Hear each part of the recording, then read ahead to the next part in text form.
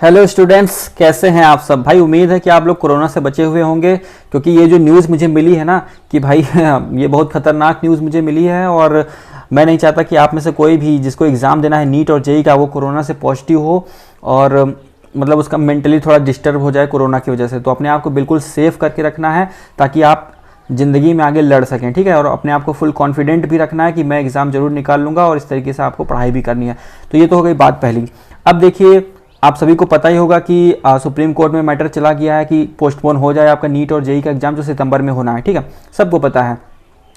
11 state से 11 students ने PIL दाखिल कर दी है सुप्रीम कोर्ट में, और उसमें जो मेन बातें हैं वो आप यहाँ पे देख सकते हो। तो उसमें जो मेन बात है वो ये कि आर्टिकल 14 में जो राइट टू इक्वलिटी दिया गया है उसका उल्लंघन हो जाएगा अगर एग्ज़ाम होगा तो, ज़बरदस्ती सरकार के द्वारा, ठीक है। तो इस मामले को लेकर के, इस बात को लेकर के सुप्रीम कोर्ट में पीआईएल दाखिल किया गया है। और अब बात तो ये आती है कि क्या इस तरीके के विचार के साथ सुप्रीम कोर्ट में जाना कहाँ तक अपने आप में सक्सेस दिला सकता है, मतलब कि पोस्टपोन करवा सकता है एग्ज़ाम को।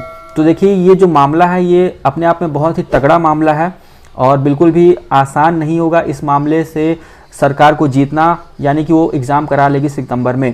क्योंकि ये मामला सच में जो उसमें बात कही गई है, जो उसमें बातें कही गई हैं, आप पूरा देखिएगा तो वो कहीं ना कहीं अपने आप में बिल्कुल सच लगती हैं और बिल्कुल सच हैं भी, ठीक है। क्योंकि समान अवसर नहीं मिला है कोरोना के चलते सभी स्टूडेंट को, ठीक है।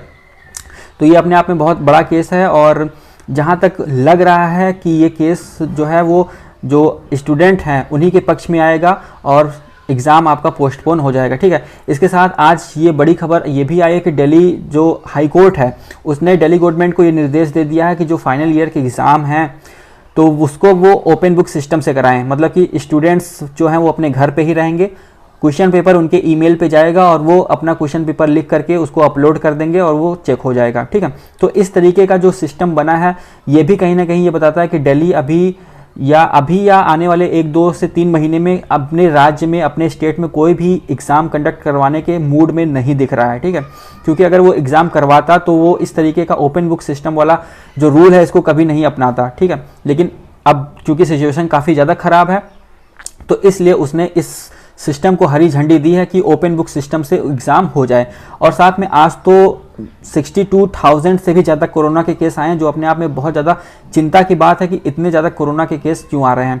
और मैंने आपको याद होगा कि मैंने अपने कुछ पहले ही वीडियो में आपको बता दिया था कि आपके सितंबर के एग्ज़ाम आते आते हो सकता है कि कोरोना के केसेस 90,000 या 1 लाख के आसपास आने लग जाएँ, ठीक है।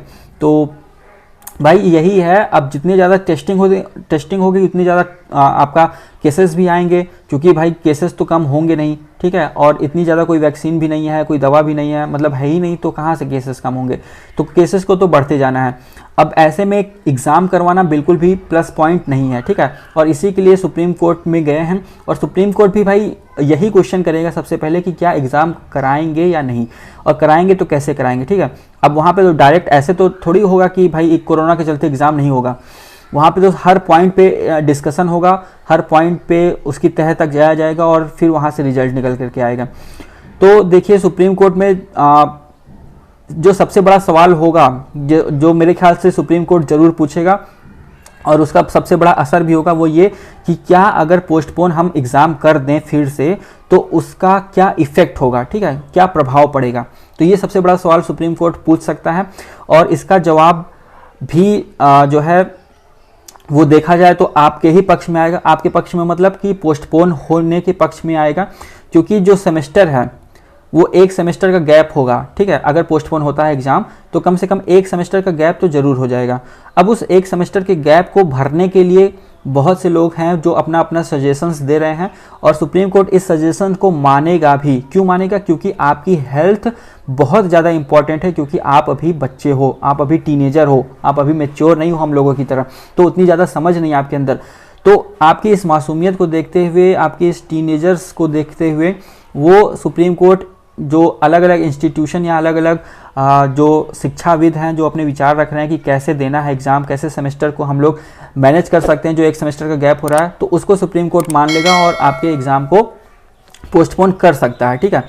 तो फिलहाल अभी मैं अपनी ओर से क्या बताऊं, मैं तो खुद सुप्रीम कोर्ट हूं नहीं, सारे पॉइंट्स पे वहाँ पे डिस्कशन हो गए, लेकिन जहाँ तक मुझे लग रहा है कि जो केस है वो काफ़ी ज़्यादा अच्छा है और ये बिल्कुल भी पोस्टपोन होने की तरफ ही जा रहा है। ऐसा नहीं होगा कि पेपर नहीं हो पाएगा, क्योंकि सुप्रीम कोर्ट भाई एक तो ये भी क्वेश्चन करेगा कि सरकार आपने क्या क्या तैयारियां करी हैं। ठीक है, जब सरकार बताएगी कि हमने एसओपी बना दिया, हमने मास्क बंटवाना मतलब पेपर के अंदर देना शुरू किया है, या जितने भी एसओपी के पॉइंट हैं वो सारे बताएंगे, नंबर ऑफ सेंटर इंक्रीज किया है, तो सुप्रीम कोर्ट कहेगा कि भाई ये एसओपी तो कर्नाटका में भी बना था, लेकिन क्या वहाँ पे क्या हुआ। ठीक है, सुप्रीम कोर्ट कहेगा कि ये एसओपी, ये गाइडलाइंस तो आपके क्लैट के एग्जाम में भी बने थे, लेकिन उसको पोस्टपोन क्यों किया आपने। ठीक है, तो फिर उस समय सरकार के पास कोई भी जवाब उतना सॉलिड तरीके से नहीं रह जाएगा और वो फंस जाएगी।